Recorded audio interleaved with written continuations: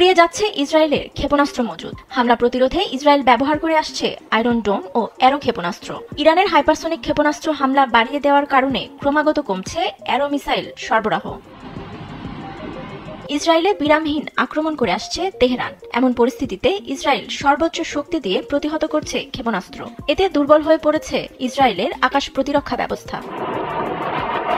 গেল বছর বিবিসির এক প্রতিবেদনে উঠে আসে ইসরায়েলের প্রতিরক্ষামূলক অ্যারো 2 ও অ্যারো 3 নামক ক্ষেপণাস্ত্র বিষয়ক তথ্য। প্রতিবেদন মতে ইরান ও ইসরায়েলের যৌথ উদ্যোগে 1991 সালে অ্যারো ক্ষেপণাস্ত্র উৎপাদন শুরু করে ইসরায়েলে। বিশেষভাবে দূরপাল্লার ক্ষেপণাস্ত্র ধ্বংস করতে তৈরি করা হয় অ্যারো 3।